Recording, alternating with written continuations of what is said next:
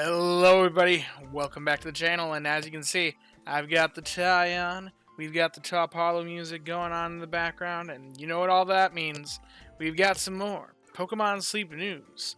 Now, there's actually two things in news, and while this one has a much more interesting image, I think actually this is more interesting to talk about, which is why I'm talking about this first, because I want to get to the more exciting stuff later. But Darkrai event has been now confirmed. That's pretty interesting.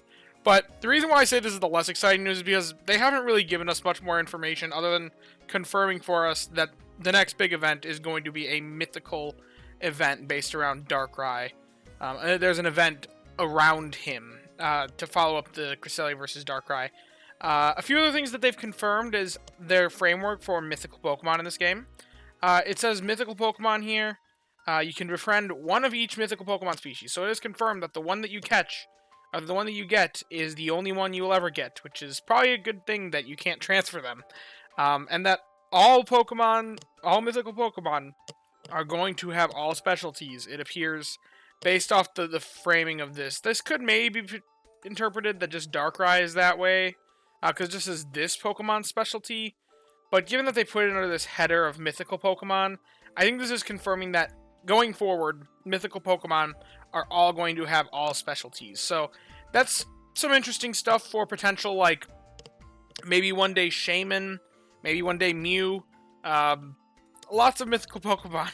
I don't think we'll ever see Arceus, but if Arceus is ever added, mythical normal, I don't know. Like, it's fun to think about the fact that now we know kind of the framework that they're going to take with mythical Pokemon. And the Pokemon's nature and first ingredient slot will be identical for everyone. And when you befriend this Pokemon, they won't have sub-skills or a second or third ingredient slot that can be unlocked.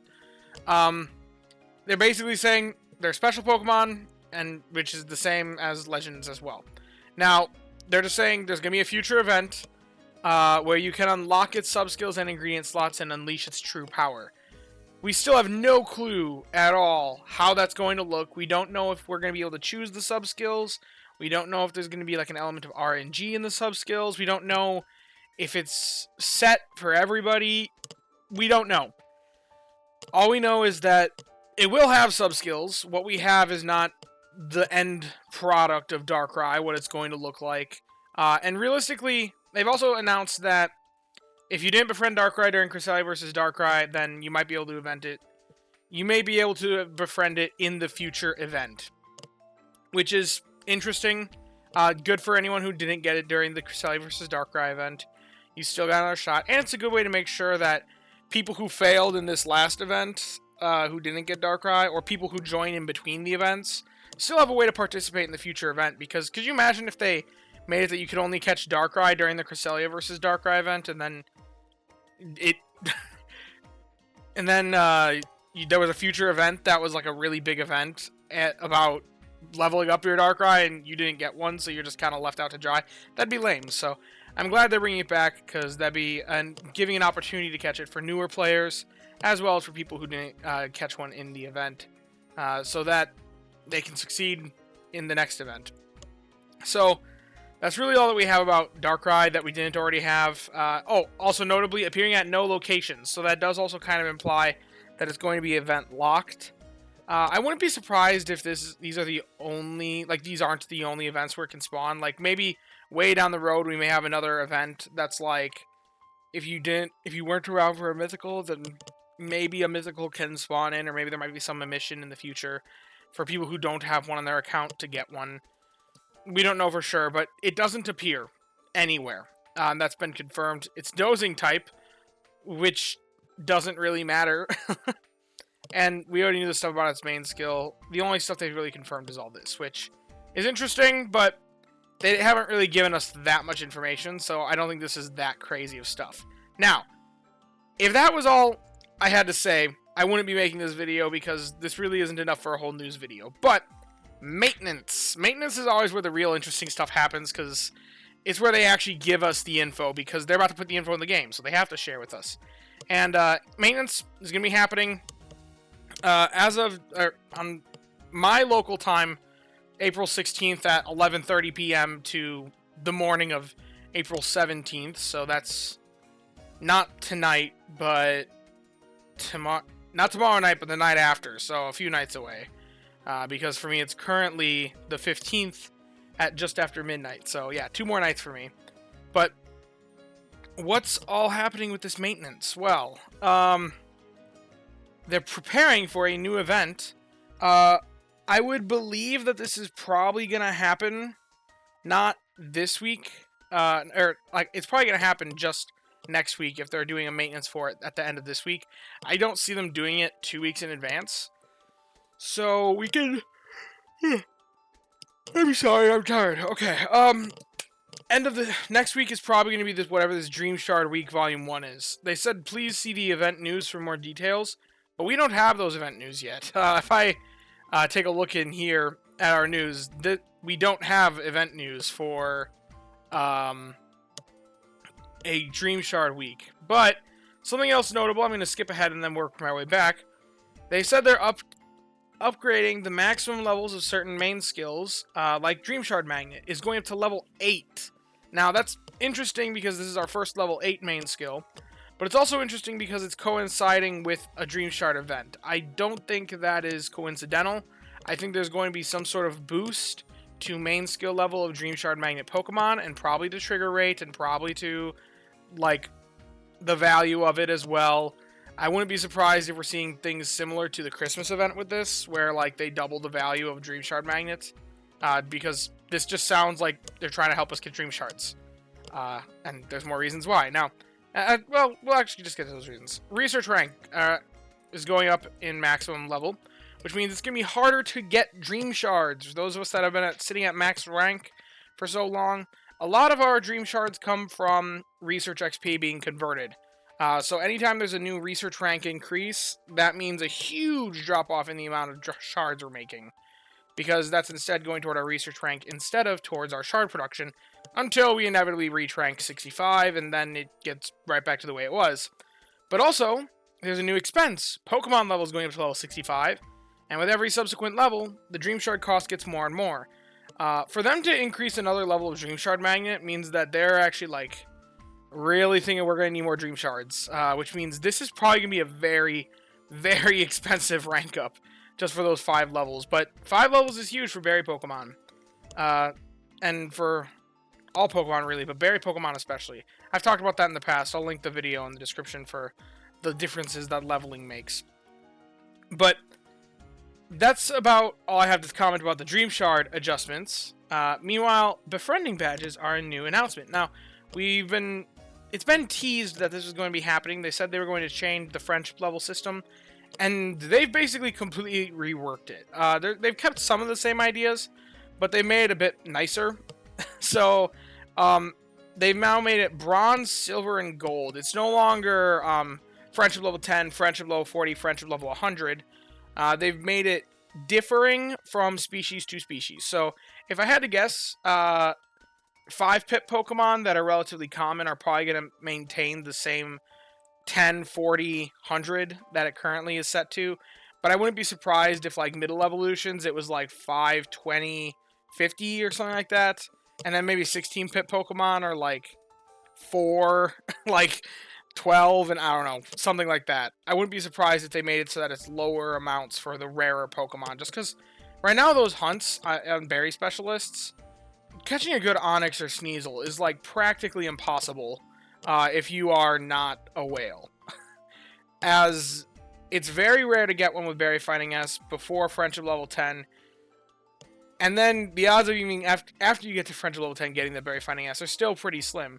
So being able to have access to that sooner because of varying badge requirements makes it more accessible to catch good Pokemon of those types.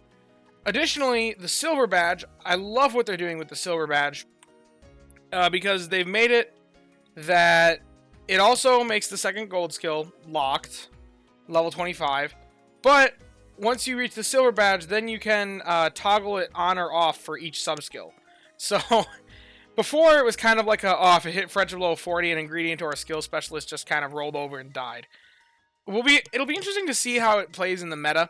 If after you get the Silver Badge, if you still leave it on for the level 10, because you still do want help bonus. Berry Finding S is still also kind of nice. And it gives you better help bonus, one of the most powerful sub-skills in the game. But overall, you maybe don't want it 100%, so there's some like trade-offs there. So you may actually want to disable it, but maybe you won't. But it's now an option on the table. And then there's also profile icons, which is always fun. And that's bronze badge and silver badge, basically similar stuff to 10 and 40 right now, but now it's just optional after you reach silver. And gold adds another frame, and then it goes up to the third sub-skill, which is how friendship level 100 currently is. But one very notable thing with the badges that is different from the friendship levels is with each one, they're increasing the shiny odds for that species. So now we have our first actual way to shiny hunt a Pokemon in this game. One thing that I've always been pushing for in this game is I like the idea of method hunts because it gives people an opportunity, if they really want a shiny of one of their favorites, they can go out of their way to catch a lot, or they can go out of their way to use some sort of method just to increase their shiny odds. And I feel like if you implement that, then people are going to go out of their way to try and shiny hunt their favorites. But so far, there's been no real way to increase your shiny odds at all, aside from maybe manipulating a shiny boosted event, but that's about it. In general, shiny hunting in this game has just been whatever shiny you get. But now, if you really want, say, a shiny Aaron, I'll use my example, even though I have a shiny Aaron now, but let's say you really want a shiny Aaron, and you don't have one. You can just catch a boatload of shiny, or a regular Aaron, to build up to getting the gold badge, so that you have the highest possible shiny odds for it, even if you don't necessarily need Aaron to fill a role on your team. So, I think that's a huge step forwards. We really integrate people that are looking to shiny hunt, because now it's actually, like, there's actually a level of strategy to shiny hunting in this game. It may give you a reason to catch plenty of Umbreon if you like shiny Umbreon. And that's pretty much everything. Also, if you already have them at a friendship level, they're not going to reset your friendship level. You'll automatically receive their species' respective badges when you update the app. So that's pretty nice. Additionally, Metronome is going up to level 7. Honestly, I'm surprised it didn't happen sooner. I would just expect Metronome could always just go up to whatever the highest level skill is. Like, I'm surprised it's not going up to 8. So that, in case it does call Dream Shard Magnet, it can be at 8 if you want to put the skill seed into it for that niche circumstance. But, oh well. It's finally going up to 7, so if it calls a skill that can go up to level 7, now it can actually use it at its maximum level. I've been thinking about doing a video on Metronome and its potential viability, because it's hard to evaluate via Raynon X. If you want to see that, leave me a comment saying that you think it'd be cool, because it's been something that's kind of been in my mind. That I want to talk about Metronome, because it's kind of overlooked, but it's very random, so it's hard to quantify. Anyway, recipe level is also going up to level 65. This is probably just to account for the Pokemon level going up to 65. To make it so that berries don't overtake recipes, because if they ever increase this without increasing this, then that would definitely offset the balance of things. And Pokemon Box max capacity, if you need this, then you're probably a Pokemon hoarder. But there's nothing wrong with that if you're willing to pay to have the extra space, so just kind of whatever, it's there. But notably, this going up to 8 is interesting, because now it says that 7 is not the hard cap, and it's going up to 8 before some of our other skills are going up to 7. So that shows that there's a bit more of a precedent to make sure that they're increasing things carefully. There's not necessarily a priority to get every main skill to level 7. Just something I noticed. Now, these balance adjustments, we already knew these were coming. This was kind of announced to us before. Research XP bonus is going from 6% to 9%. It's nice. Is it that great? I don't think it gives the skill any more real viability. It's just going to punish you less for having a Pokemon with it on it. An energy recovery bonus is now making so the max energy of the skill's user can recover additional energy. Honestly, I thought this change already happened, but I didn't realize it was in this one. So it'll buff it a little bit more, but in such a minor way that doesn't really make a difference realistically. They should just it should just apply to, instead of just the skills user. In my opinion, it should apply to the whole team. I don't think an extra 5% is really going to break anything. Even if you have all 5 Pokemon with energy recovery bonus, bringing it up to 125% starting the day off, that really isn't that much more in the grand scheme of things for 5 sub-skill slots across your team. So I think it's kind of dumb that they're making it only 1. The sub-skill is still going to be pretty irrelevant. And then these things down here, fixed some bugs. I'm glad to see this. This has been something that I've seen across the Reddit before. People complaining that it was impossible to make new recipes because a lower level recipe that they made a lot reached such a high strength from their level, and the game always defaulted to selecting whatever was the highest strength meal based off the ingredients that were added. So I know one example was Ember Ginger Tea and Neroli's Restorative Tea. If I go down here, this is honestly the one that I saw the most of.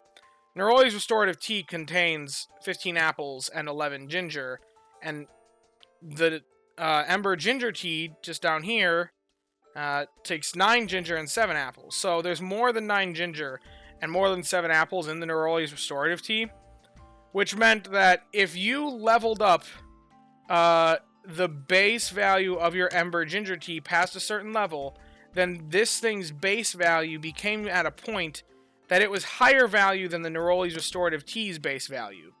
Which meant that then every time you tried to craft the Neroli's Restorative Tea, the game would instead be like, oh, but this one's a weaker meal, I would never want to make this, because instead, this is the stronger meal. So it's gonna... The game's inner logic then made this meal consistently, and it actually soft-locked players out from making a couple of the meals. So I'm really glad to see this being corrected, so that way those players can now make those meals. It's not a huge issue that was happening to a lot of players, but I can see how it was definitely very annoying for some.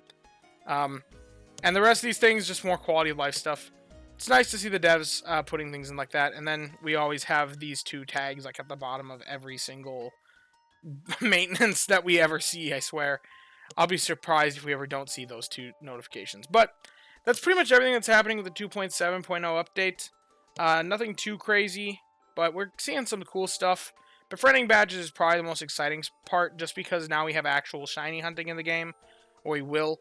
And the friendship level problem is being solved. Some of the rarity issues with ingredient specialists and skill specialists is actually being solved. So I'm glad to see it. Glad to see what's going on. Love these devs. They're definitely taking feedback and learning from it and implementing the improvements that have been suggested by the community into the game. So yeah, if you have enjoyed the video, sure leave a like and subscribe. I'm always one of the first people to talk about the news every time that there's Pokemon Sleep news. Down in the description, we'll have a link to the Discord. Come join us, hang out, talk about all things Pokemon Sleep and the like. Also recently added the join button. If you want to click it and support me in that way and are financially capable of doing so, then I say go for it. And as always, I thank you all for watching and hope that you all have a wonderful day. Bye-bye now.